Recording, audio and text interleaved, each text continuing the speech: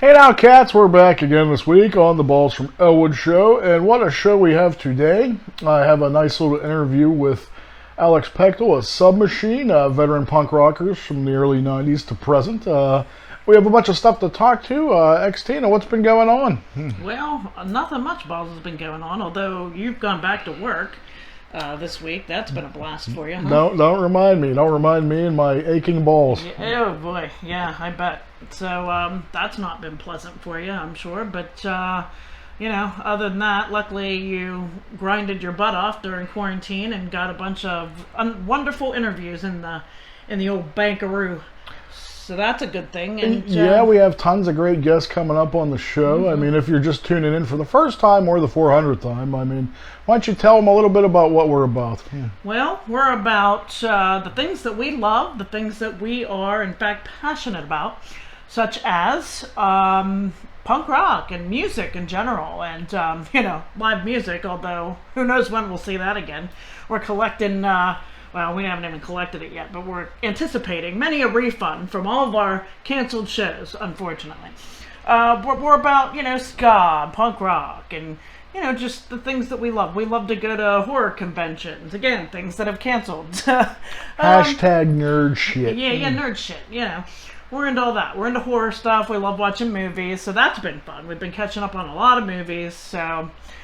we enjoyed that. Excellent, TV shows, things like that. What about? Oh, geez, I almost forgot. What do I do, Balls? What do you do, Xtina? I do a little. I'm kind of into true crime, so we do a little segment because Balls got sick of hearing me tell him all about these horrible, depraved stories. So he's like, just come on my show. I'm going to give you a segment, and that's how it started. And then I became the co-host, but it all became a thing because we.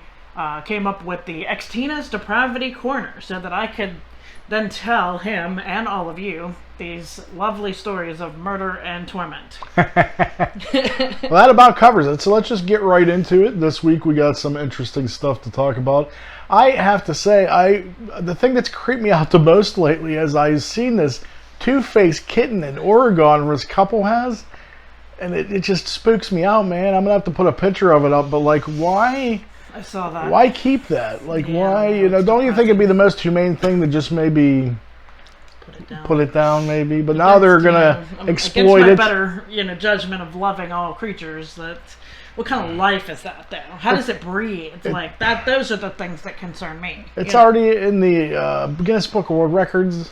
They already named it Biscuits, and I'm Jesus. I mean, they're going to exploit this poor thing till it's dead. So I mean, it's really creepy. I don't like it either. It'll have an Instagram page soon. It makes me feel icky. So I don't know. That freaked me out. But in other freaky news, this is good freaky news. I actually had seen Don Mancini, the creator of Child's Play, did a live viewing with an audience on the internet of the original film and divulged some cool information about the new Chucky TV series on Sci-Fi coming up soon. I've been waiting. There's not a lot of details known yet, but I can say that they find Chucky. He ships himself to his hometown, and he gets bought at a yard sale.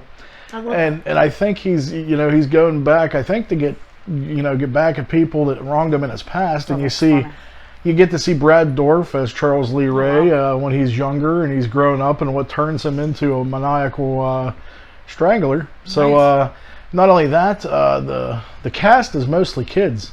So it's like this. I know the main character is not Andy Barclay. It's some young kid. Some random kid. He questions his sexuality. I know he's gay, and so that I mean that's not a surprise to me because in real life Don Mancini's gay. So I think this could be. Horror always.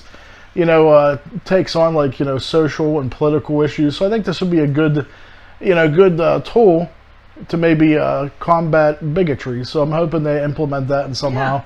And then he works together with his friends and they fight Chucky. So I'm already in. It sounds pretty cool. So looking forward to early next year when that comes on the Sci-Fi Channel. So other than that, I know another thing I'm looking forward to is the new Fango because.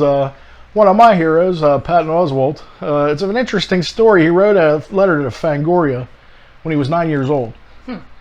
They're just now printing it, and it was about who in the universe of iconic horror villains, if they fought each other, who would win. He wrote this at 9 years old.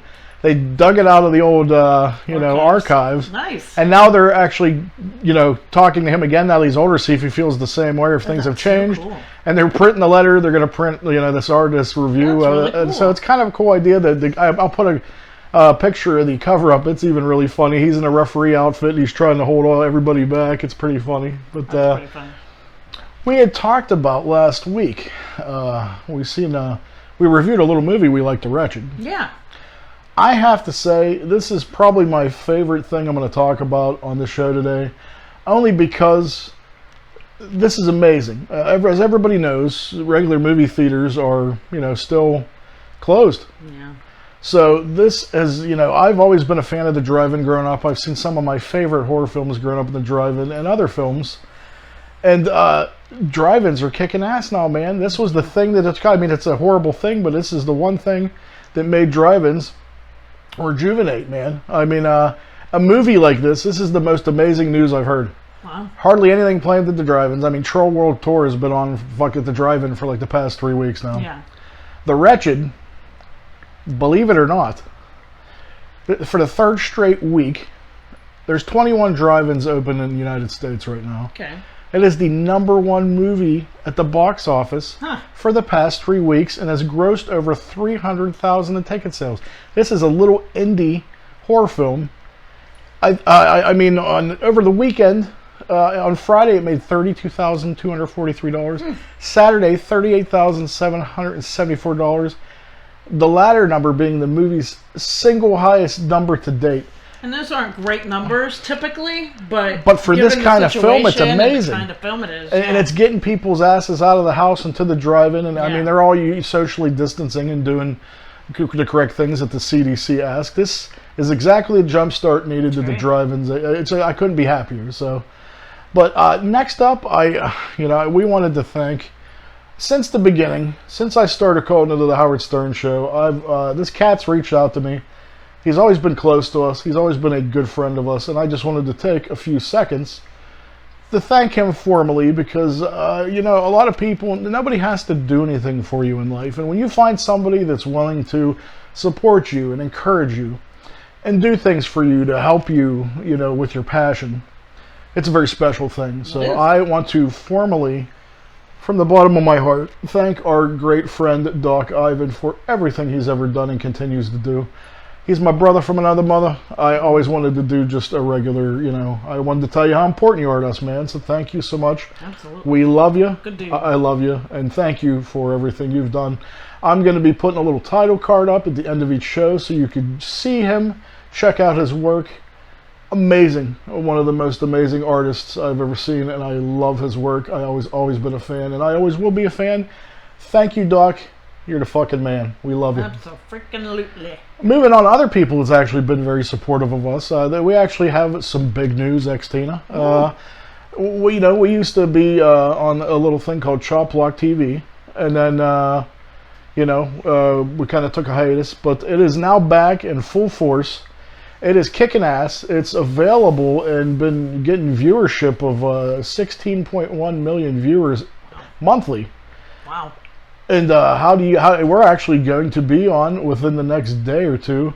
We're gonna have our own channel on Chop Block TV Cats. So they're gonna distribute our show. Not to mention all the other places you can see us, such as we're on Facebook, we're on Twitter, we're on Periscope, we're on Anchor, we're on Spotify. We're everywhere you want to be. So I'm telling you, this is a really cool thing. If you have what is it?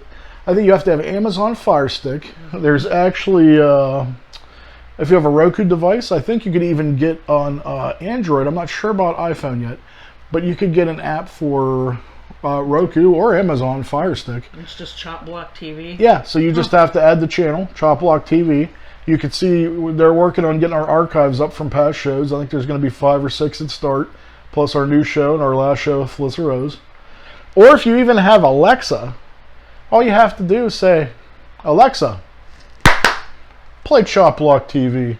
And I wonder how many people's Alexa you just messed with now. That'd be funny. Well, it happens. I've heard that happen on different. But yeah, it'll bring up Chop Block TV, and you just find the Balls from Ellwood show. So we got new artwork. I think you're gonna dig it. As I said, the incredible Doc Ivan did that for us, and I want to just give a shout out to butchermedia.com. That's who actually puts out Chop Block TV and runs Chop Block TV, and they endlessly and tirelessly run this company to put out great shows, and that's an ever-growing medium for people like you cats to see. So make sure you check them out and thank them. And now, before we get to Xtina's Depravity Corner, I have a little surprise gamey poo worked out this week. I'm going to play a little game called Crazy Questions for Xtina. Should I be scared? You probably should. Oh boy. So I'm going to ask you some questions, well, until I get sick of it. And then we're going to get to your Depravity Corner, and we're going to get to our interview with Alex of Submachine. So moving right along here, let me ask you for the first question. What's invisible but you wish people could see? Well, how about the coronavirus? I mean, if we could see it, we'd know where to go or where not to go, right? And we could perhaps avoid it better. And then maybe can make little machine guns and go pew, pew, pew, pew, and kill it, right? I don't know. These are the things that come to my mind. I like this already. Okay, well, enough of that. Okay, that's a solid answer for sure. Let's move on. Xtina, what is the weirdest smell you've ever smelled? Oh boy. Luckily, it's not you. Oh, well, I'm thankful for that. Yeah, for sure. Pretty good. Gosh, there's a lot of weird smells in the world, but I guess I've been fortunate to not smell some really bad smells. But I'm going to go with worms after a rain. Ooh, I hate that smell. If you've ever I smelled it yesterday. Like, the worms crawling on the sidewalk, and like it's just the weirdest smell. I can't even explain it. You have to smell it to like know what it is, you know? It's like earthy and wormy and dirty and just icky. I don't know. Can't explain it, but it's a bad one. That's a good answer. Let me ask you this. What is something that everyone looks stupid doing? Fucking, right? Well, I don't watch everybody do that. You never watch porno? Well, I mean, I have, but I mean, those people look good because they're supposed to look good doing it. They're supposed to make me and you're watching two different kinds of porno. I see bullet holes and cesarean scars when I watch porno. But let's think. Something people look stupid doing. You know what? Talking on them Bluetooths. Oh, I hate that. When they're in the store and stuff. Oh, man, that's good. Especially like the men in their suits and they're all pretentious and they're like, look at me. Look at me. I'm so cool. I feel like just breaking it right in their head. I'd say that you look pretty stupid. You look a lot stupid. Sit in your car, talk on the phone. Yeah, please. You're not that important, asshole. Jeez. Right. Alrighty, moving right along. In 40 years, what do you think people will be nostalgic for? 40 years. Well, they're not going to be nostalgic. Maybe they will be for the quarantine, but you never know. Stranger things have happened. Nostalgic for. Probably, I mean, think about the past 40 years and how technology's changed. I can't imagine it getting even wackier. So I would imagine maybe the simplicity of things. I mean, we're kind of nostalgic for that now. You know, so if you think about it, in 40 more years, you're going to be probably very nostalgic for things like regular conversation. Yeah. That's something that's went the way of the buffalo for sure. Right. You know, and maybe even like a rotary phone or something. I don't know. A record player. Ooh. Look, real quick. Let me show this to the people because this is so cool. Record player. Made me think of this. I bought these on Amazon, and they are coasters that you put your drinks on. And this is little records, like little vinyl records, and they have little rubber grippers on the bottom, so you can, not they don't move, and you can put your drink on there. And they have different little things on them. One's jazz, one's country. Both? They're so cool. That's what made me think of that. Yeah, and I wish we could send a pack to Gary Delabate and Papa Bowie. He would love these. He loves vinyl. But anyway, that just made me think of that, and I wanted to share that. I love them. They're pretty cool. But that leads me to my next question. Okay. What's the strangest place you've ever pooped or peed? Strangest place. Well, I mean, pooped or peed. I'm not a big woods girl. I'm not a big, camping type. I'm typical, standard go in your toilet thing. But You know, there's been a few drunken evenings at a concert or something out in like a pavilion, and you gotta go, and there's lines at the porta potties, and you're like, oh, screw that, I'm gonna just go in the woods. So you know, run back into the woods, which ironically is probably cleaner than these porta potties, really. But the goal is to, you know, stand up straight while you're quite tipsy, and then as a girl, you gotta like you gotta hover, and then you gotta like make sure your pants are pulled up enough to where you're not gonna piss on your pants, because been there, done that before, and then that's no fun, because then your pants are covered in urine and you don't want to smell like that. Oh, it's a nightmare. I don't recommend it. Just give me a toilet. But yeah, I'd say in the woods being drunk is probably the worst for me. I've been unable to hover in my past too, so don't feel bad. Oh boy.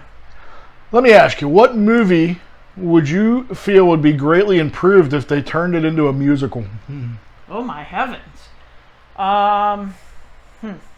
Gosh. I mean, they've done that with a lot of movies. I mean, they've done that with like weird movies like Evil Dead. They turned that into a musical, which we haven't seen, but I feel like that would be hysterical. So that's been done. What if they made it into a musical? It could be any genre. Oh my gosh, you know, it'd be this is what just popped. I'm like, what's like a real serious movie that would like really make it ridiculous? Those are the best kind. Shawshank Redemption. Imagine that. I sort of think I could see that though. I think it would sort of be all right. That'd be kind of cool. That could work. Musical? That'd be yeah. Really weird. There you go. That'd be sort of. I'm digging my way through the hole, out of this jail. Get me out of jail. I don't know. How's that? Is that how that would go? Swimming through the shit pipe. You know, yeah, for sure. You know? Yeah. Sorry, if you have spoilers if you haven't never seen it, and if you haven't seen it, that's on you. Yeah, right, exactly. Come on. Anyway, you know what? I think I'm going to give you one more, and then maybe next week you can ask me some stuff. Okay, you know, let's reverse it. So, what would you say is the creepiest thing you could say to a passing stranger on the street to really freak them out? I'm just passing a stranger on the street. Nobody you know, complete stranger, going past. What do you say to them to freak them out? What's the creepiest thing? I saw you last night. That's pretty creepy. I mean, went past you and you said that, I'd you know, I might make a little poop in my trousers. Right? So sure. Yeah. Why not? That's pretty creepy, right? Okay. I don't know what you do. I mean, who knows what they did? And they'd be like, "What? Yeah." Well, that's creepy. And if they did do something bad or wrong in their eyes, that'd be even funnier. Then they'd be thinking all day, like, what did they see me do? How did they know? Yeah, how did they know? How do they know me? But speaking of creepy, let's get to everybody's favorite part of the show. You know her. You love her. Tell us the most fucked up story this week, Xtina. And Xtina's Depravity Corner. You got some good shit for us or what? Well, yeah, unfortunately. Unfortunately, I do.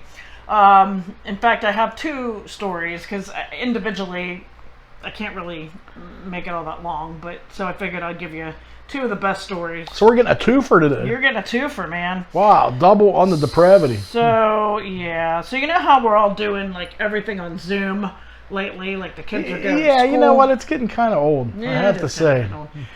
But I mean, doctors are doing it. I mean, look, it's nice to not have to like leave the house and go places, but then there's kind of something to be said for like, hey, I'm going to my doctor appointment, and you're physically there, and they can listen to your heart, and they can check your blood pressure. How do they check your prostate on a Zoom exam? Like, do you bend over and then they kind of shine a light up? They take a peeky up your ass and you pull back and grab your cheekies, or how does that work? Not good. These are the thoughts that keep me out of good life, Oh, jeez, Louise. That's why I never got into good college. No, shush. So, anywho, so apparently, this is interesting. So, Alcoholics Anonymous are even having meetings on Zoom, which I find pretty interesting. What? Because, isn't that kind of like, if someone sneaks into the meeting, I mean, I'm sure they have a passcode and all that, but you hear these stories about people accidentally sneaking into these meetings. So aren't you supposed to be anonymous? So if they accidentally go into a virtual happy hour, they could potentially fall off the wagon. No, there's virtual happy hours and then there's virtual AA meetings. What if they crisscross? And I know that's a recipe for disaster. It is. I was fine till I seen them in there drinking a Jack, man, and I just fell off the fucking wagon. Yeah. Anyway, so unfortunately for this man in, ironically, Amityville, New York, he met some Amityville-style horror. Oh, jeez, man. Oh, boy. Mr. Dwight Powers, 72. Cute little man, little white beard. He used to work in customs at the airport. The guys who, and you got to be tough to work in customs because you got to deal with, potential terrorists coming into your country and stuff like that. I mean, so he wasn't, he wasn't not a tough guy, but I mean, he's retired. But from what I read, super nice guy. Everybody loved him, that kind of thing, And if you see his picture, we'll put it up. I mean, he's just adorable. Dude, doing the right thing. It's in quarantine. I'm sure that's a time to fall off the wagon. You're bored. You might relapse, what have you. He's doing the right thing. He's doing his part and going on his Zoom AA meetings when there's about 20 other people on there, and all of a sudden he falls out of the camera, and they don't see him, and then they hear like some weird moaning noises, and they kind of casually see a man like moving around, and they're like watching this, going, "What is happening?" What they were witnessing, people, is this man's 32-year-old son stabbing him to death. On a live Zoom call. Yes. Can you imagine? I mean, it's bad enough that we're in quarantine on a Zoom call, an AA, and you're gonna watch, like, I guess they didn't see, like, a whole lot. I don't know. And I don't know if this was recorded, but I know, like, the police are interviewing all the people who were on the call to see what they saw. But they just thought maybe he had a heart attack and somebody was trying to, like, revive him. But apparently his knife-wielding son stabbed him 15 times with several different knives. So it almost sounds to me like it was premeditated. And what I read was that he never really talked much about the son, and he was kind of in a bad way, and the only time he did come to see his dad was when he was having some issues. So clearly he was having some issues, but it doesn't excuse it. Like, why would you do that? I can't even imagine, and I feel so bad for everybody. But luckily, I guess the guy, and then again, in a weird twist, he jumped out a window and tried to run away. People on the Zoom call were smart enough to call 911 knowing something was kind of strange, but nobody really knew where this guy lived. So luckily, I guess authorities figured it out in enough time to capture the killer, and they got him. They arrested him. He did plead, well, I guess he pled not guilty ultimately, but he did admit to killing his dad. But he didn't give a reason why, at least not yet. He probably worked for Skype, and he was like, "Motherfucker, use Zoom one more time, I'm gonna stab you." Oh my god. That's what I think. I mean, maybe that could be it. I just what other reason could there be? Like, I mean, his dad was older. Maybe it was driving him crazy. Like, can't you get this thing to work, for crying out loud? Like, I could see that, and then be like, you're 32 years old with a dragon tattoo in your neck. You honestly think anyone's gonna hire you? Like, that's probably how it went. That could be what went down. But it's so sad. I can't even understand it. But that's that. Luckily, they got the guy. He's going to jail for, I would imagine, a very long time, or I would hope. But which means he'll be out in a few months. Right. Yeah. And then in another weird story, so I had heard this story, and I wasn't going to talk much about it because it's really kind of depressing, and about this autistic kid out of, I want to say Florida. Let me double check. But yeah, the autistic kid out of Florida, 9 years old, he was killed by, according to the news initially, this mother was she's a single mom driving around with her kid, and these people were following her, and then all of a sudden they like cornered her somehow in the car and forced her out, held her at gunpoint to give them drugs, which she didn't have. So they took her son, 9-year-old, non-verbal autistic, so like the highest level, and they took him, and she of course reported him missing, and the next day they found him dead in a ravine. So I was, like, I don't really want to tell that story. Like, it's sad, and it's kind of like, Jesus, Well, news broke today that Nobody cornered this woman. Nobody cornered anybody. Nobody stole her kid. She did it. She freaking did it. The mom killed the kid? The mom killed the kid, and this isn't the first time. She tried to do this a few weeks ago. Holy shit. And the kid was saved. And it's all on surveillance. When she initially tried to kill the kid a couple weeks ago, they saw her push him out of the car, and he rolled into the water. Somehow it was caught on either somebody's Ring camera or something. Some people. It's 2020. There are cameras everywhere. If you think you're going to get away with something, you're probably not. My question is, if this was the week previous she had attempted to kill this kid, how's the kid still with her? Yeah, I don't know.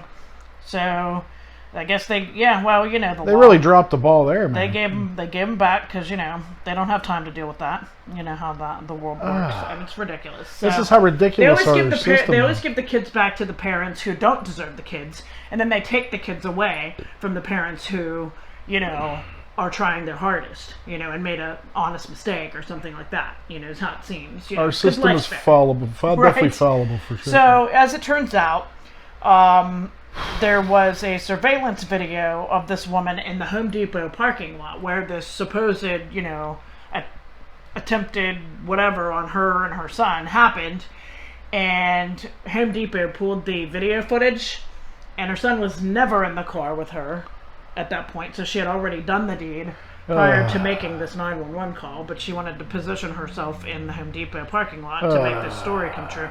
And of course, now this woman is... the son appears, they appear to be, I'm assuming they're Hispanic. Her name's Patricia Ripley, but her son is Alejandro. So I would assume... Bless you. I know. I would assume they're some form of Hispanic. So in any... It's funny that when, I guess we'll say women in history, report these supposed attacks on their children when they in fact do it, they always blame a black man. Which again proves that, well, that's racist. Racism is still very vibrant in our society, unfortunately. That's but yes, fucked up. So of course she said, these two black men came up to my car and stole my kid, because, why would it not be black men, I guess, according to her. So, which is also bullshit. So I find this is 2020, like you said, man. Yeah. Seriously? I just find it entertaining That's that you crazy. can't just say, well, it's these two Why is it guys not just two men? Yeah, right. Well, I guess they do have to get a description. So, all right. And I guess your brain just automatically assumes it's the black man, damn it. God damn, man. That's some racist shit. When you're making shit up, come on. If it's true, fine, but... I publicly apologize, black people. I really do. Jesus Christ. Damn. People. It's so crazy to me. But, because, I guess you're more likely to believe that? I don't know. What a world. Jeez. But yeah, and so they arrested her, and she said, well, he is now going to a better place. So I hope she's going to a better place. She's surely where they rape her with place. a fucking hairbrush every day. Stupid cunt. So, yeah. So that's, let me see here. Hours after questioning and confronted with surveillance footage of the married mother of two. So she's married, pushing the child into the canal, she came clean. So I guess that was probably on the initial thing, or maybe they found another surveillance, who knows, but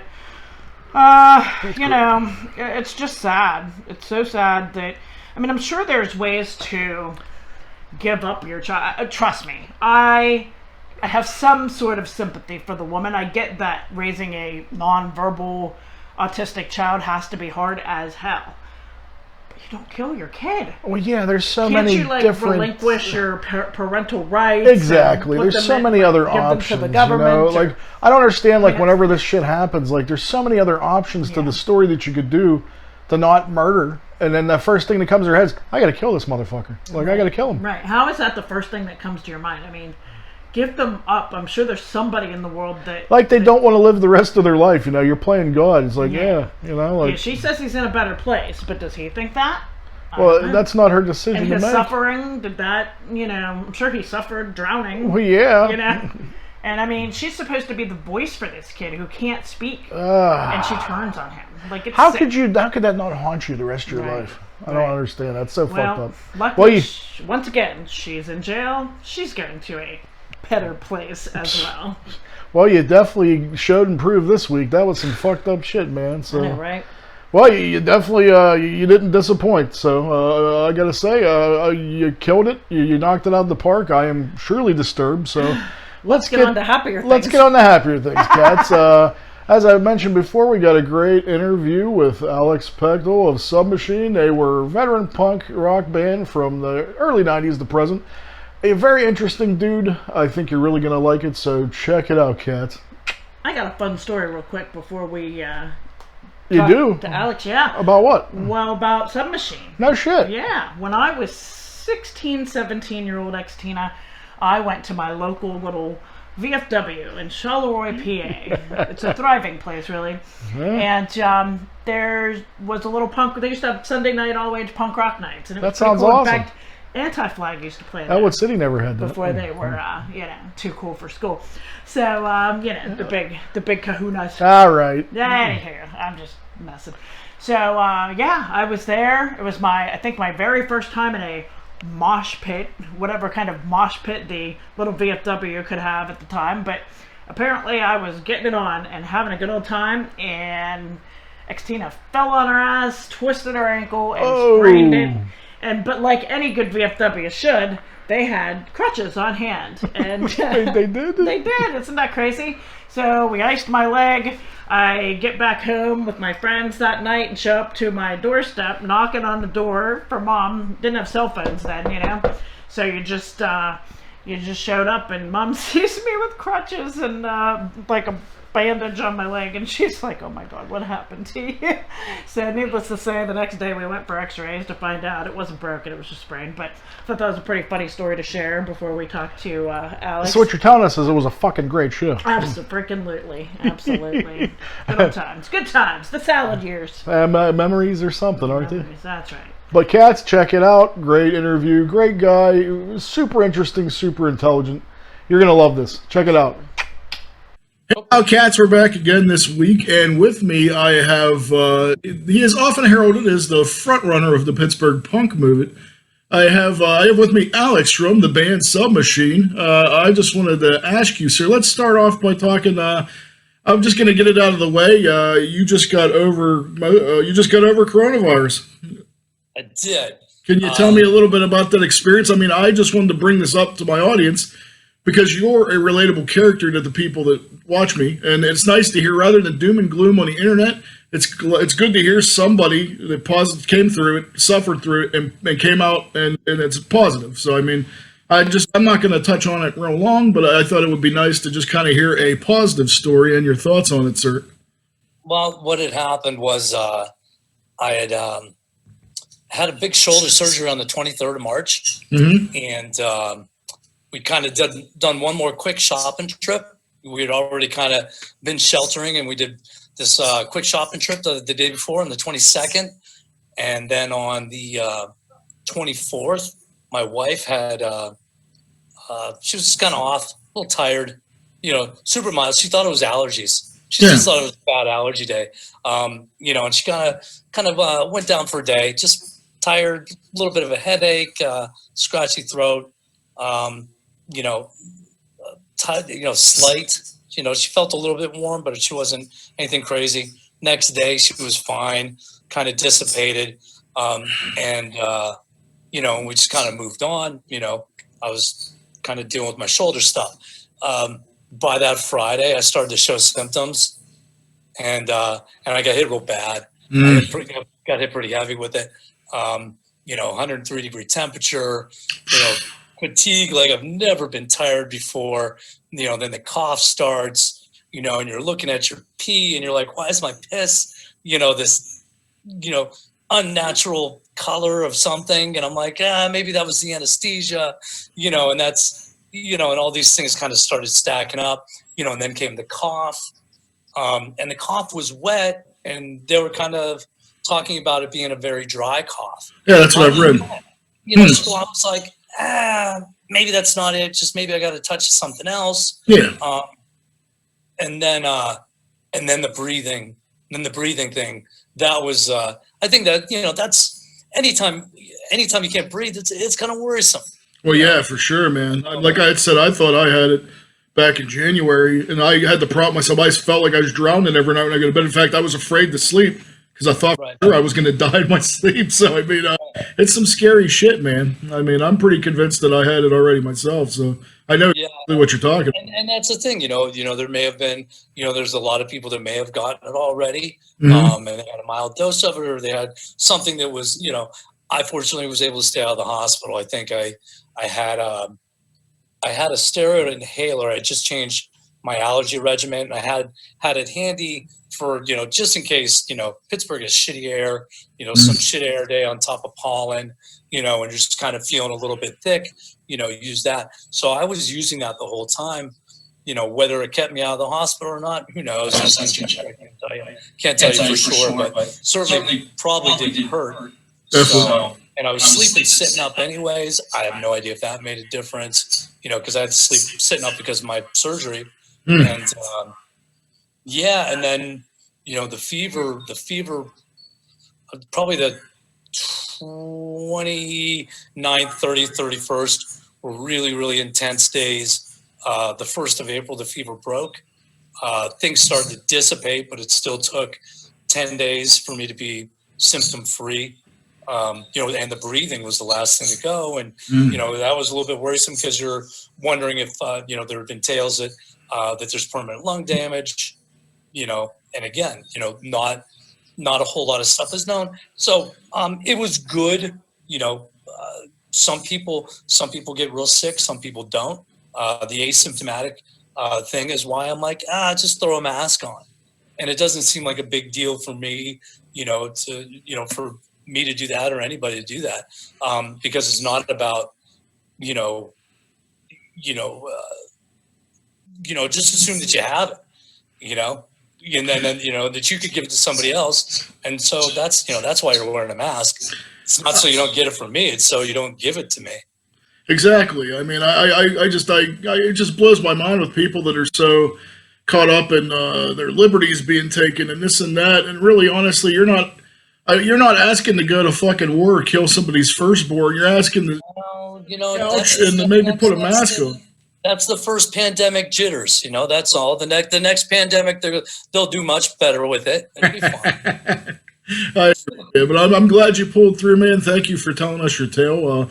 And again, there's lots of things that go around. There's people, that are, that get sick in, worse ways. And, this is, how this spreads is a little bit crazy. And, it's a bit, potentially a bit dangerous for a lot of people I know, people that work in the public, certainly, anybody working in a hospital aspect, but, people that, that are compromised. And it's not about, you may not give it to them directly, but, somebody that you gave it to because you're asymptomatic, and they took it home to their grandmother, whatever.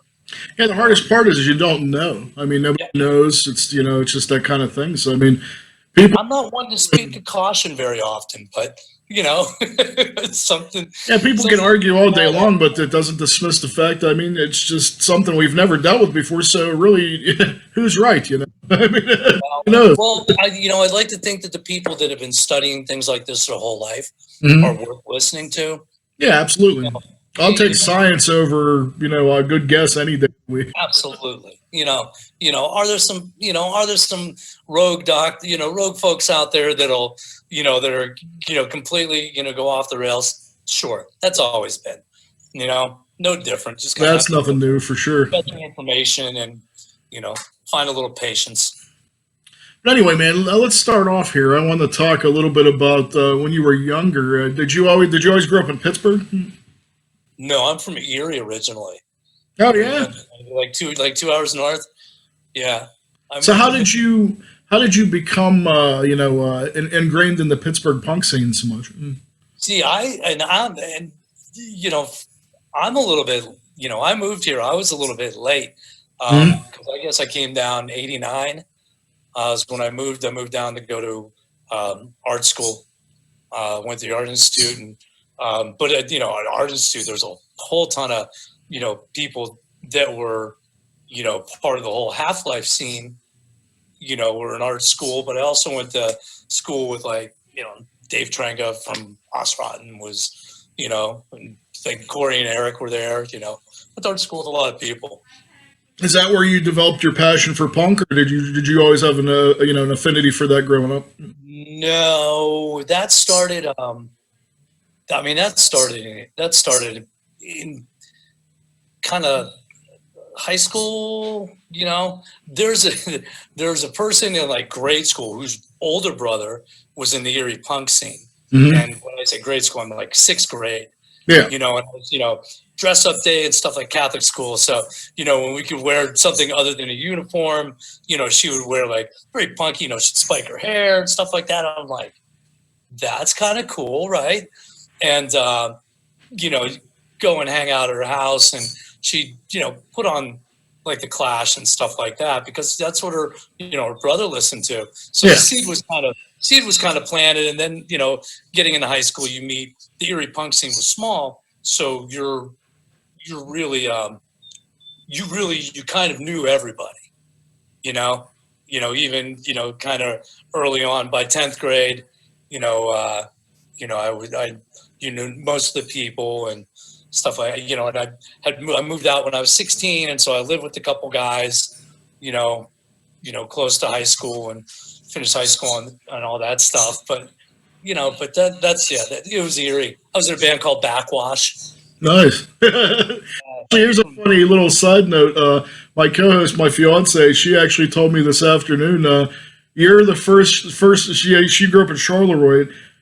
She went to one of your first shows, and so that was the first show she ever sprained her ankle at. Was it the Charleroi, the VFW? Yep, Charleroi? That was exactly where it was at. Yep. Was God's Green Apples played? Yes, yep. That was it.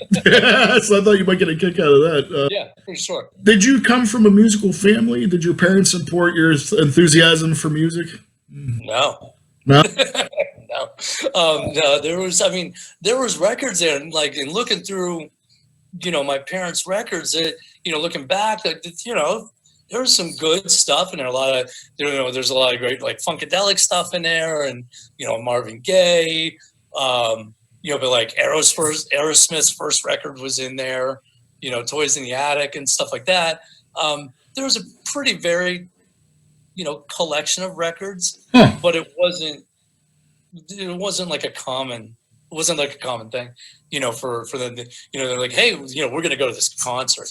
I didn't see my first show until 1986. We used to go to Cleveland. We used to go to Cleveland to see shows. You could go to Cleveland, you could go to Buffalo, drop down to Pittsburgh, but we always went to Cleveland. Ended up at Peabody's in the Flats. So, how did the band come to fruition? Can you tell me a little bit about that?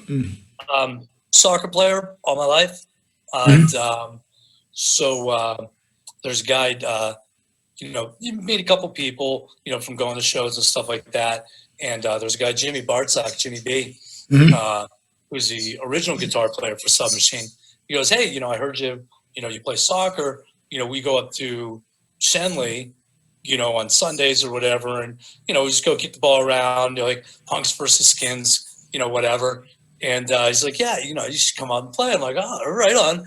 So I grab my boots, my cleats, and I, and I go up, and I'm, geared up for a, soccer. And then, these guys, and everybody's wearing like Dr. Martens and, and engineer boots and, sneakers and stuff like that. I'm like, oh, I overdressed kind of thing. So, we're knocking the ball about and playing.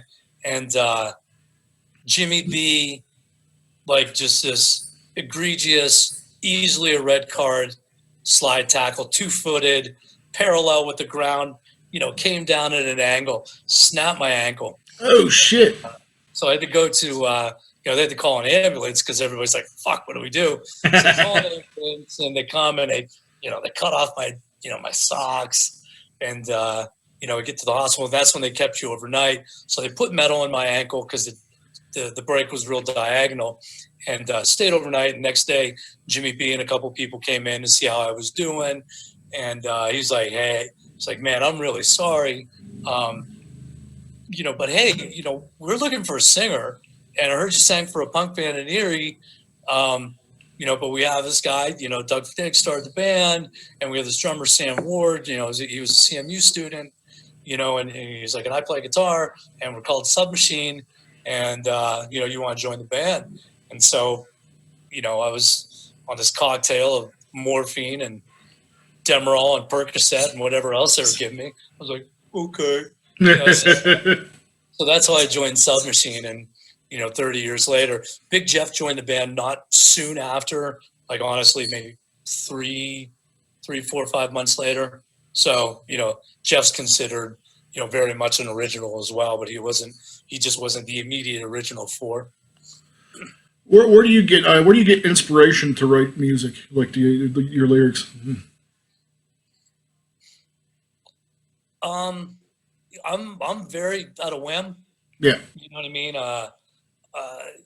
Something kind of, if something strikes me, whether it's, kind of, ridiculous, like the beer song, and I jot it down, or, something a little bit more, more of a, socio-political conversation, that has, pertinence to whether it's, a current or something that, is ongoing, inspiration. I am not a, like prolific sit down and just like fire off song after song. It takes me a minute because I'm real thoughtful about them.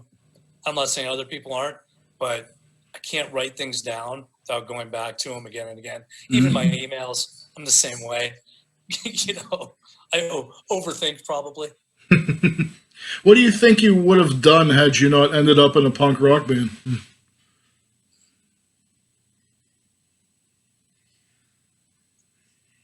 I don't know.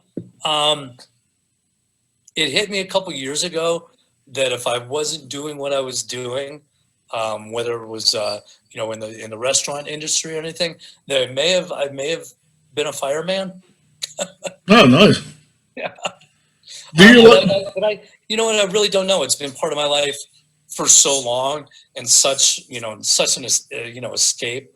I can't imagine, not being attached to it in a band sense, just because, even when Submachine had a small break, I kind of I didn't do anything. Other people went and started bands, but yeah, I was a bit lost for a second. I don't know. I don't know. But yeah, I don't know, or maybe nursing. My whole family's nursing. My grandmother, my mom, my sister, my other sister's a doctor. It may have something that be something that I decided to go back to. But part of going to art school was, when I went to art school, I was so done with teachers in general. So yeah, I felt that way after going through, I had a horrible time at school. That was the worst part of my life, man. I was happy to get the fuck out of there. Most people are like, oh, it was the best time of my life. I couldn't wait to get the fuck out of there. Yeah, I'm mixed about what it was, kind of looking back. I'm like, it was survivable, but I also realized that, there's a lot of people, some people had a really shit time in high school. I could write a book probably, man, but anyway. You know what I mean? And, those are, but those were the underdogs that, we would stick up for, the shy kids or whatever, leave them the fuck alone. So. I went to a predominantly redneck school, so you can imagine how being different at that point really, really worked out. My high school in Erie was pretty mixed. You had a lot of different colors and classes and backgrounds and stuff like that. But we tended to still stick out a little bit, like a sore thumb. Anybody at any given time could decide that they had a problem with you. What's your favorite horror film?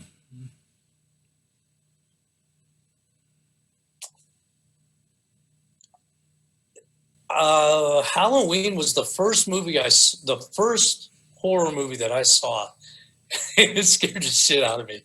I had to walk home in the dark after I saw it.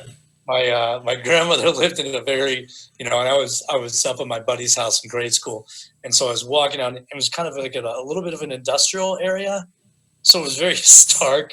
You know what I mean?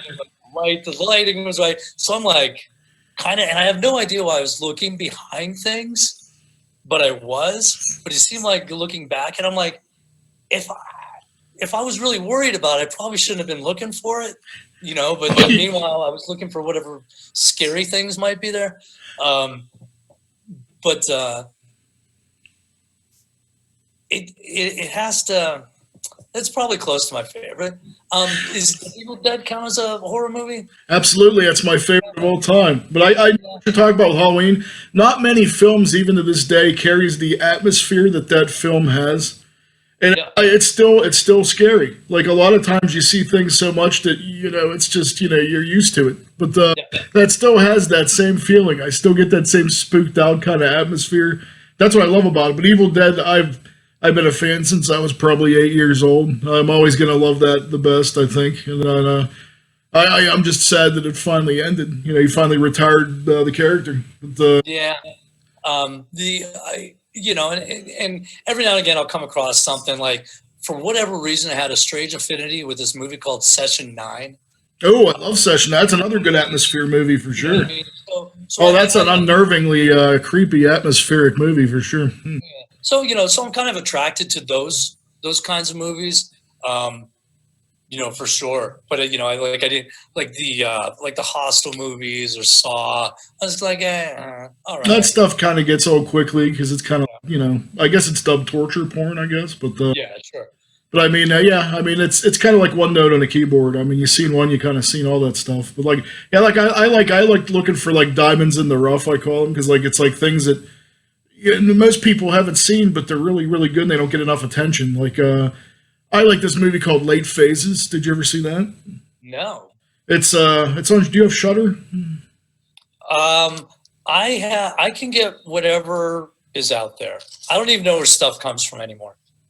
But it's a really Fire Stick.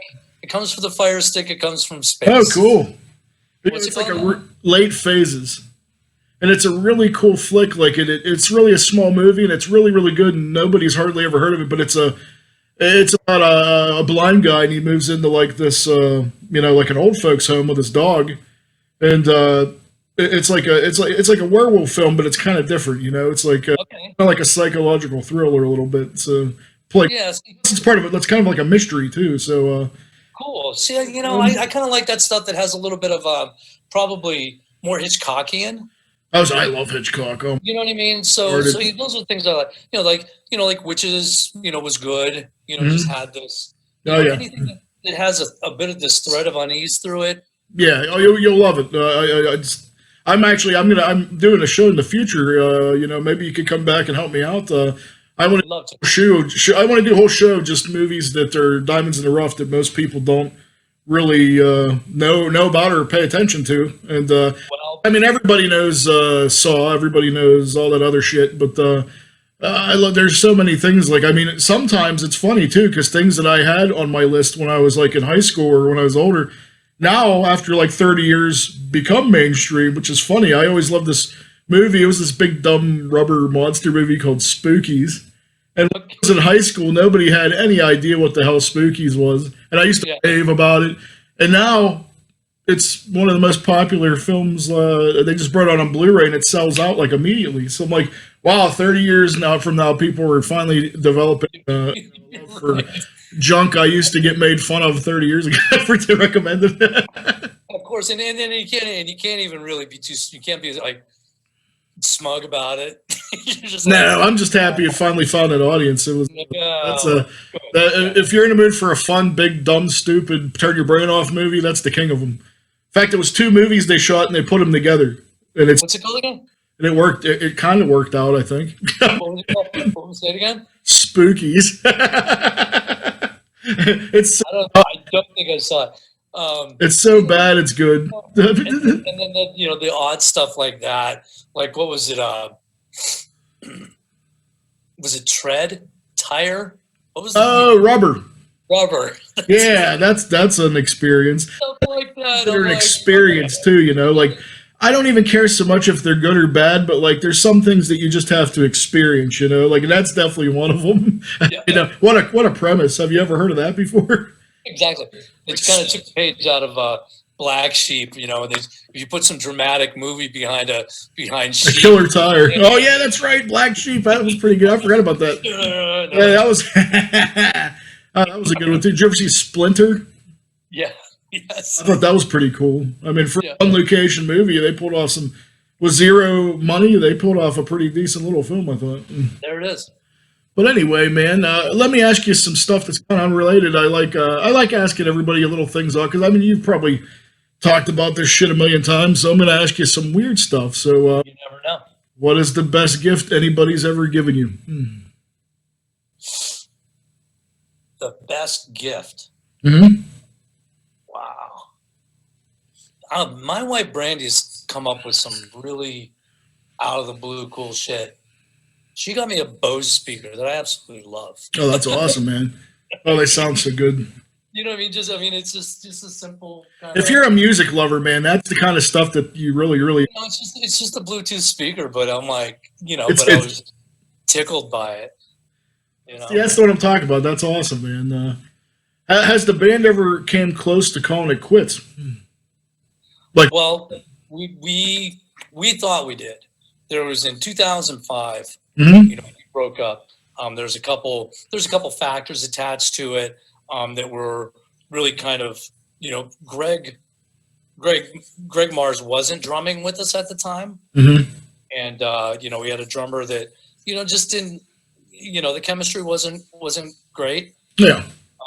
So it kind of caused a little bit of, you know, stress for the other four, but you know, and there's just a couple factors, and you know, Jeff and I talked, and we were like, you know what, maybe we, you know, I couldn't imagine like imploding and not being friends with everybody, so maybe we just call it a day. Yeah. So him and I kind of made this decision. Chachi and Ricky, I think, were actually a little bit upset that it wasn't a group conversation. Yeah. And you know, and in hindsight, they're, you know, probably right. I mean, I think they're right. You know, it should have been a little bit more, but there was a lot of stuff going on. I was going through a divorce. You know, we were pretty prolific about putting music out every year around that time and before. Mm-hmm. But we put something out in 2003, and then we just toured as much as we could. Mm-hmm. You know, and so we were just kicking the shit out of ourselves. So in a way, you know, maybe it was good. We stepped back. We still kept a timeline. You know, Chachi got married. He's like, hey, I want Submachine to play my reception with Greg Drummond. You know, whatever. You know, we played a couple benefits for really good friends, that kind of thing. Up until, so from like 2006 to 2012, you know, we played once a year. It kept somewhat of a timeline, but like, you know, Jeff and Chachi played in Plaster Bastards. You know, Ricky was in a band called Short Talk Strangers, and also the Gary Buseys. You know, Greg Mars he was playing with Caustic Christ, and he always, you know, he's, you know, always perpetually been doing a project with Oyo, you know, as like now they're doing, you know, Killer Sheep, you know, but even then that they were playing in different bands. So, you know, everybody kind of went out and did something. I was like, voice for hire, but everybody was like, no, it's just going to sound like you.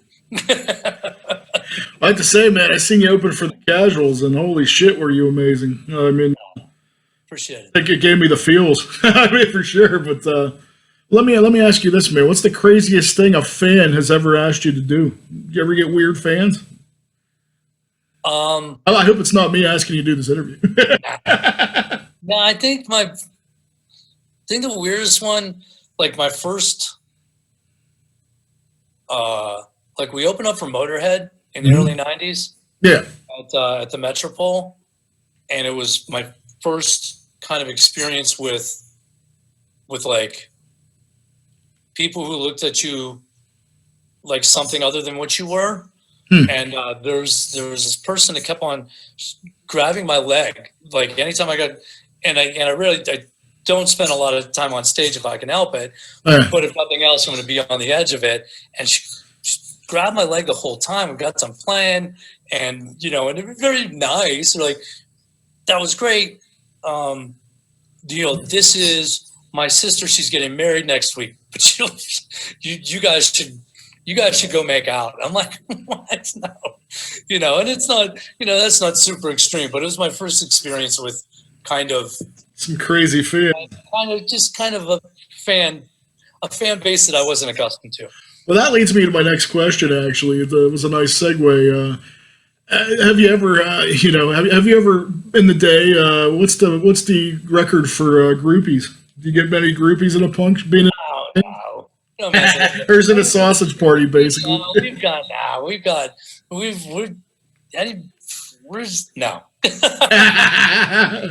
No, nothing like that. Nothing like that. I think there was a time where we were a lot more standoffish with people anyways. So I think, you know, even if there was such a thing as a punk rock groupie, maybe there is, I don't know.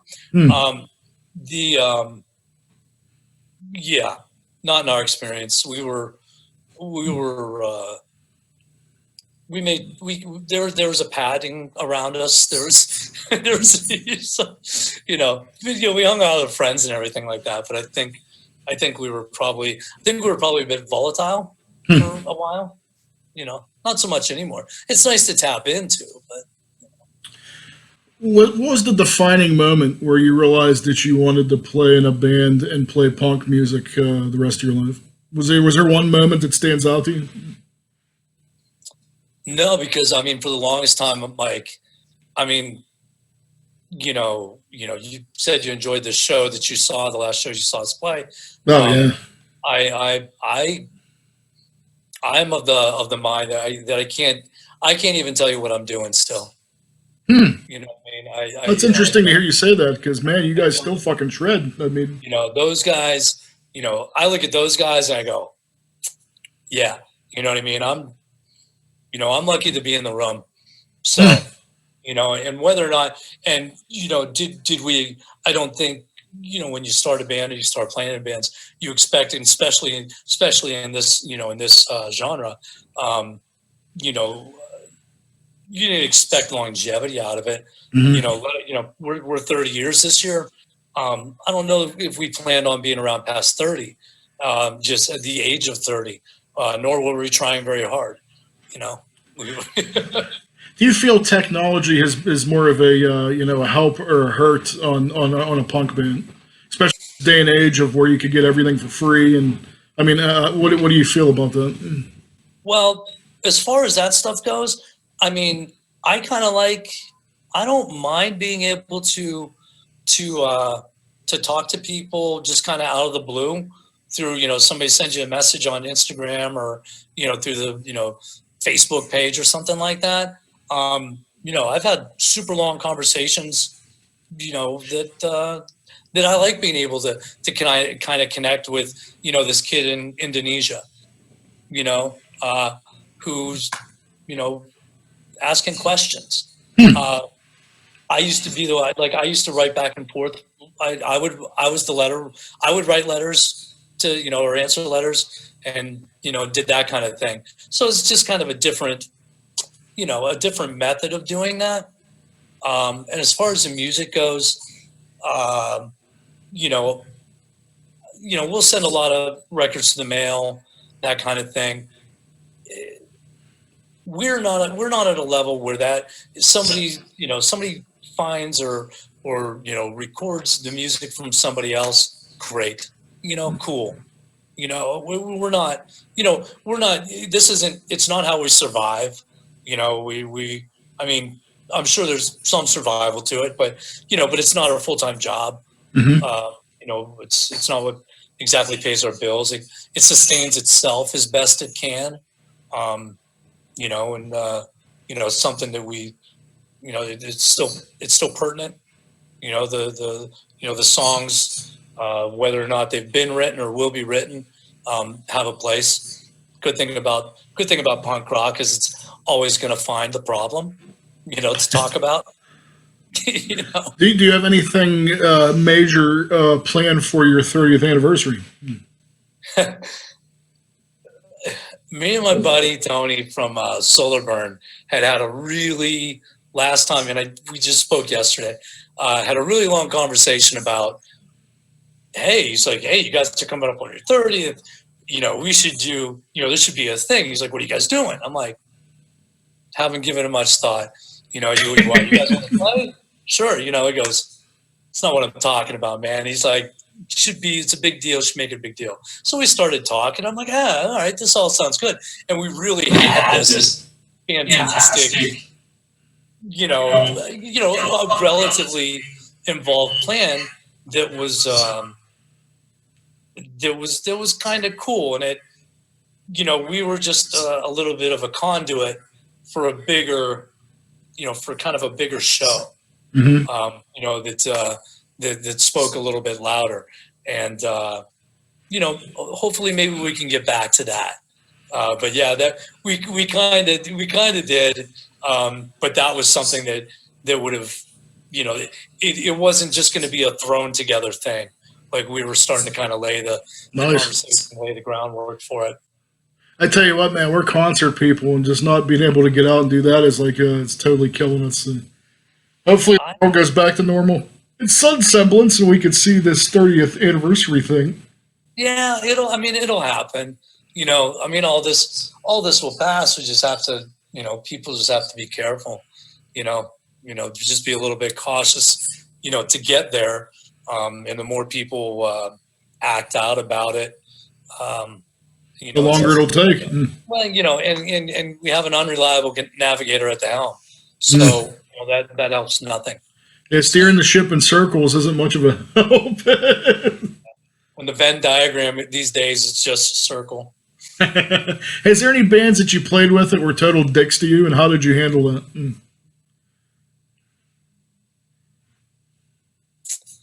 I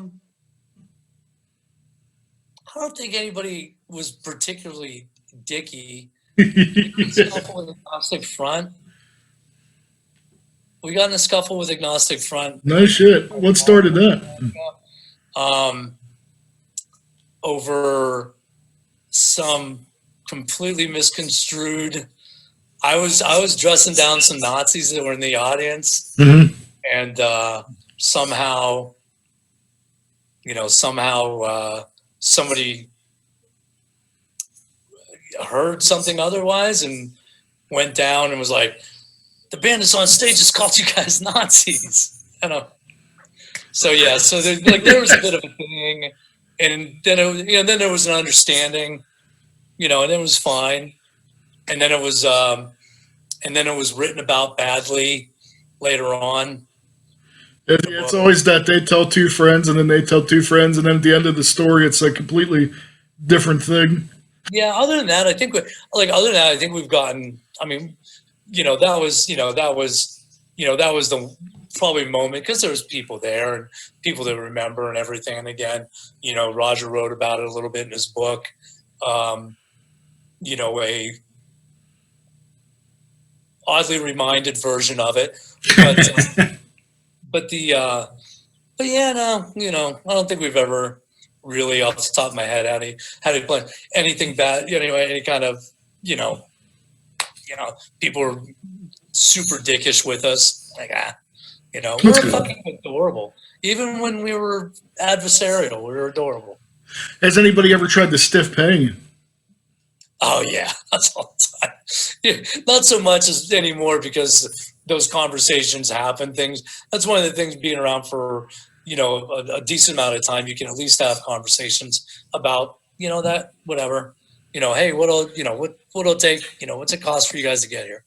All right, But yeah, we've had loading out equipment and the door locked behind us. Oh, jeez. What's some of your favorite bands right now, and how did you discover them? Some of my favorite.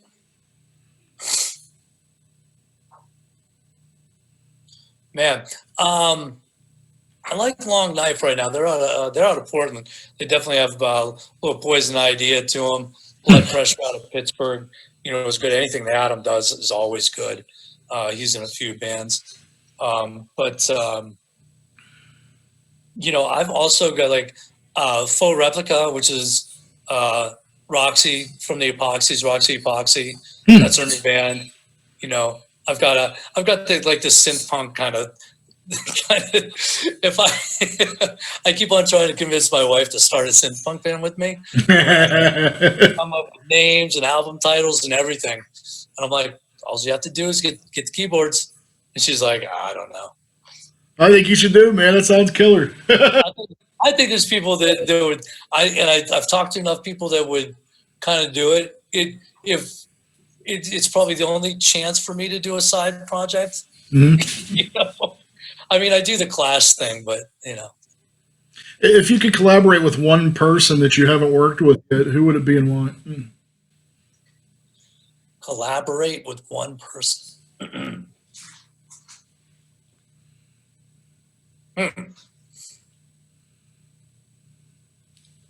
I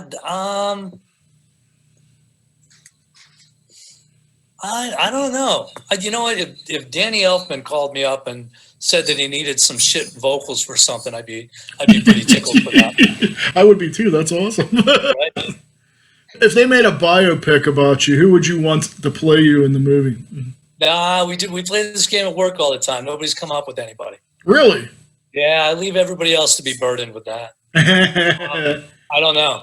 Describe to me the worst porno you've ever seen. What's the guy's name from the Mayhem? Mayhem from the Allstate commercials. Ooh, okay, I can see that. That came up. That was about it. Describe to me the worst porno you've ever seen. The worst.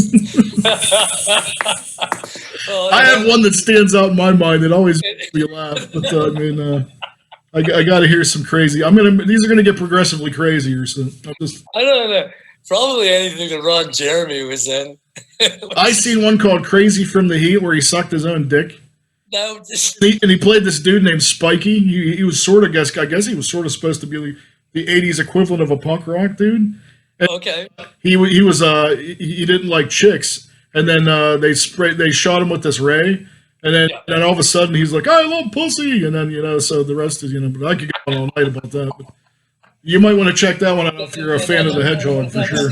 That's back where you could watch an entire porno because there was a plot. Well, yeah, that's what I watched it for, of course. Yeah. Hey, being in a band, has it ever taken toll on a relationship or friendships or anything like that? Does it make it hard, to have a solidarity in those kind of things? I think that I'm very conscious of how it balances with my married life. Mm-hmm. And, because, Submachine goes to Europe for 3 weeks, that's time that I might not be able to take for, taking time to go on vacation with Randy, that kind of thing. What about friendships? Does it affect friendships? Do people treat you differently? Like, because you're in a band, that knew you like back in the day when they like. No, nobody's allowed to do that. There's nobody can do that. No, I don't think so. And I would like to not think so.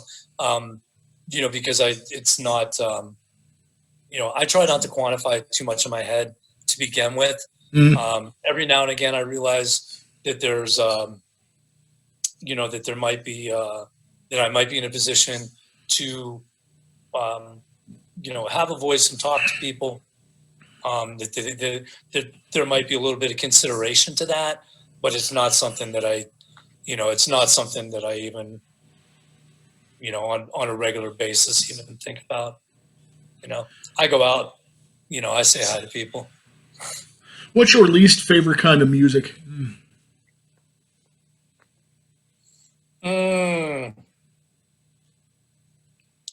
I mean, pop country is pretty bad. Like if it was like Doug, the original bass player who started the band, Doug would listen to like old, like the old original country guys, mm-hmm. like Hank Williams, Patsy Cline, stuff like that. That kind of stuff. And I'm like, and that, even now I was like, okay with that. But probably New Country is fucking pretty terrible. I hate that country rock bullshit like that. Yeah, that's annoying as fuck to me. That's probably kind of it. And and it seems to kind of, for being this. I don't know, for being what it is, it certainly seems to like to appropriate certain other genres in its way these days. And I'm just like, okay, whatever, you're garbage. Hey, what's the most fucked up dream you've ever had? The one that I still remember from when I was, every now and again, I still have it. It was, it was set. I spent a lot of time in a place called the Booker T. Washington Center in Erie. My father was a social worker, and so I would go there after school sometimes. And but the setting was the hallways of this place in Erie, and there was just these mannequins, and there were just mannequins, and they're spooky to begin with. And it was dark, and there was some sort of they were taking away my space. They were getting there was kind of crowding, but there wasn't any kind of there was no communication, and the thing in itself wasn't malicious, but it was very unnerving. And so I've had that dream kind of throughout my life. Probably. I've had reoccurring ones too that are weird. I never have. I was just telling my fiance earlier. I never have good ones. They're always like either stupid or terrifying. I've never had like a really good, like a good one. Oh yeah, but Brandy, my wife remembers all of hers. I used to never dream growing up. I moved into here. I dreamed like crazy. Yeah, yeah. Weird how that just turns on some. I didn't dream for like 10, 12 years. And I moved in here like 2 weeks later. I'm like dreaming up a storm. I don't understand like. On in your brain, so I'm like, oh, please turn it off. Interesting. Why do you think that is? I don't know. There's got to be some psychological reason. I don't know if it's the fact that I'm just comfortable finally. I was going to ask if you were really tense in the other place. Well, yeah, I went through 20 years of torment with fucking terrible broads, and it's the first time I've ever really been comfortable and happy. So I almost psychologically make me being comfortable enough to have my dreams terrify me again. So I think that makes sense, and good for you. Hey, what's the craziest thing that's ever happened to Submachine while they were performing? Did you ever have anybody take a shit in the corner, or No. There was a couple fires that we were thought to be responsible for that we weren't. Oh shit! There was the one of those was definitely at Burnt Ramen out in California, and it's funny because the doorman, fucking Josh, we didn't know him. We had just met him, and he ended up moving to Pittsburgh. No shit. But he was a door guy at the show at this club, and he's like, "Hey, you guys got to quit lighting things on fire." And we're like, "It's not us. We think it's really funny, but it's not us." Kind of thing. And I actually have a live recording. Somebody had sent me a live recording of the show. It was just like the boombox in the back of the room kind of thing. Yeah. But the microphones picked up him asking our guitar player Ricky, who was the usual suspect for something like that. And it wasn't totally off base. It just happened to not be, him at this time. But he was like, "Hey, could you quit fucking starting fucking fires, please?" That's his name, fucking Josh. That's going, and our drummer Greg's like, "Something's on fire." That's what started the whole thing. What's the best part and the worst part about being in a punk rock band? Well, the best part is, I mean, certainly you get to, and I look at it slightly different. Before, get up on stage and act out, still do to an extent. I probably don't bleed as much as I used to, but like, but there's still this expenditure. Mm-hmm.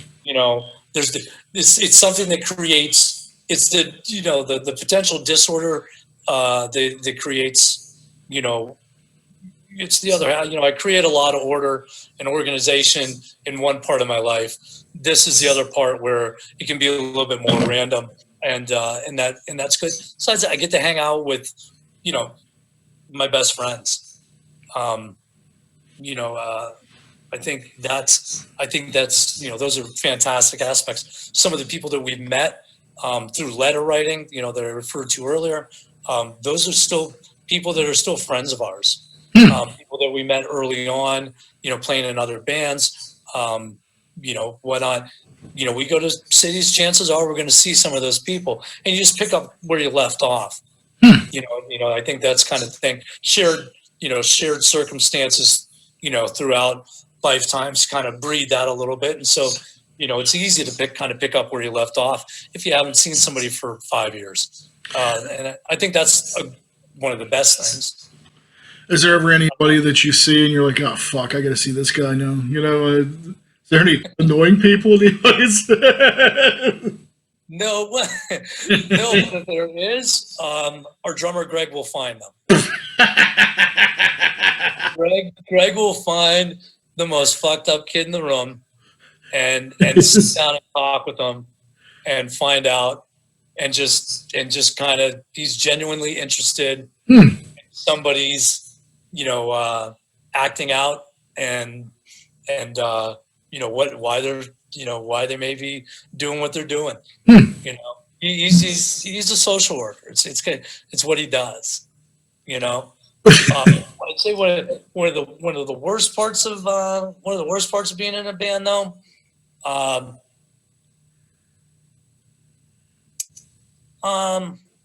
mean, there's got to be something. It's better now that you have cell phones and you break down. You have a credit card now, whereas you used to not. So if something needs taken care of, you have a little bit of a safety net. So those things are cool. We've broken down in Death Valley, and it's like, 6 guys in a van in their boxer shorts because it's fucking hot, and you were driving with the heat on to keep the radiator cooled down as it was, and then you break down and, you're like,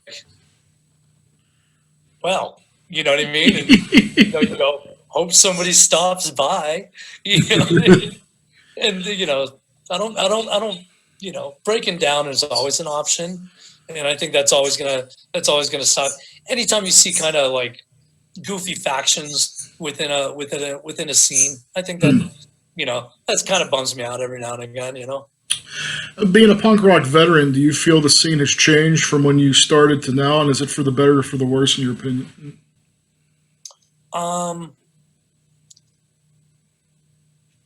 It maybe kind of goes back to, it might go back to a little bit about accessibility, through computers and stuff like that. And communication, maybe people don't have to go so far out of the way to find music, or, you know what I mean? So it's not necessarily always as special, you know what I mean, to, as, maybe as it should be. I don't know. I get excited about stuff like that. I get excited about, even if it's something that I'm, buying MP3s, I still get excited about it. I mean, there's always going to be change, on some level.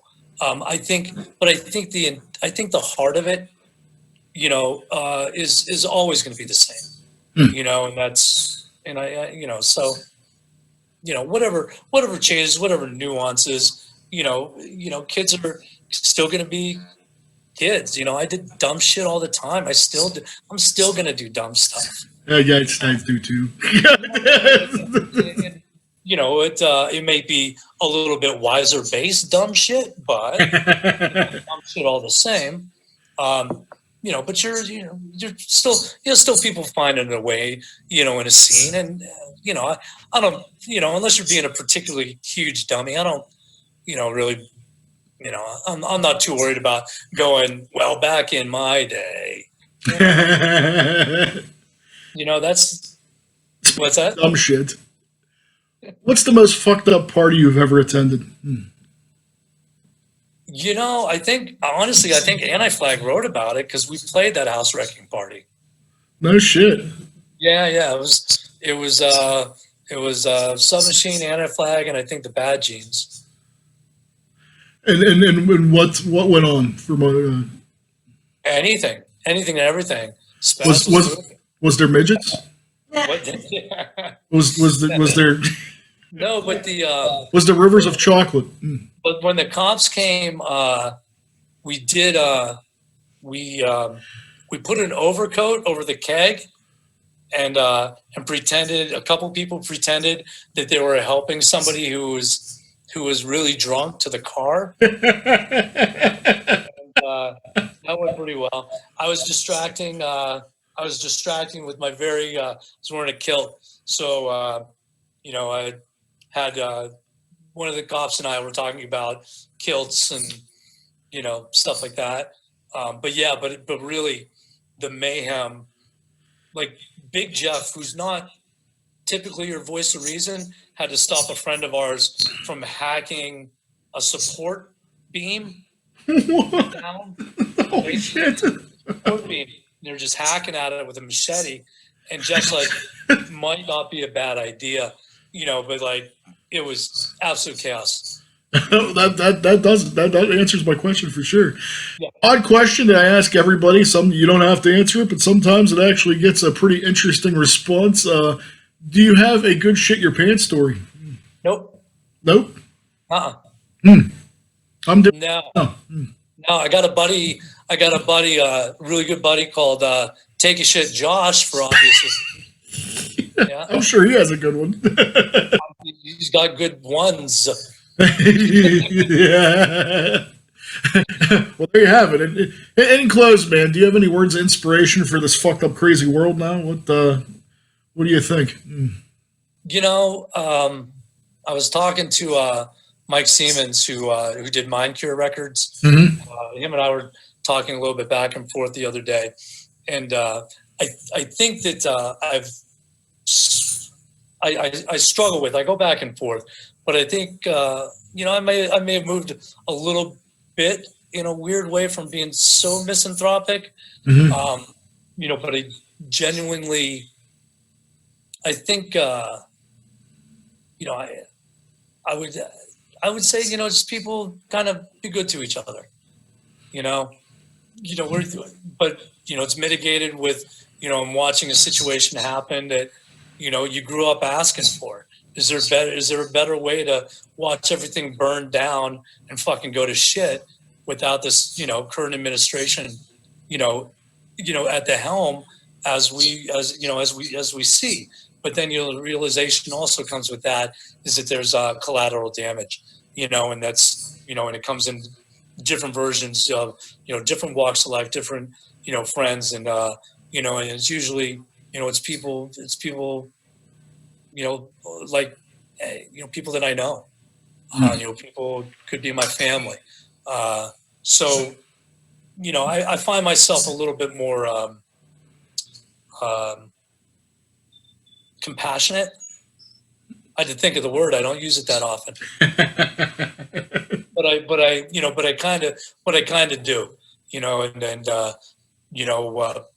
it's easy to tell somebody to go kick rocks, but maybe the realization sometimes is that, they're just as fucked up as you are. And, they've got stuff that they're dealing with that probably isn't very much different than whatever your struggles might be. Profound advice, sir. Thank you so much, Alex. There you have it, the man, the myth, the legend. Alex Machine, one more thing before we go. Could you please tell my audience how to keep in touch with the band and where to watch for stuff coming in the future? You can Instagram's a good place for me. You get a little bit of mix of private life and Submachine life. I like your doll pictures, by the way. Speaking of your Instagram, those are fucking. I take pictures of dolls wherever we're at, any kind of thrift store, wherever, anything like that. I'm taking pictures of them, and then I tell my wife that they're under the bed, and she sleeps on the couch. But so Submachine 13 through Instagram, definitely Bandcamp, and certainly Facebook. Bandcamp, you can listen to music. Facebook, you can get a hold of us through the Submachine page. Awesome, man. Thank you so much for this opportunity. I appreciate it. And peace and love, sir. Peace and love. Appreciate you.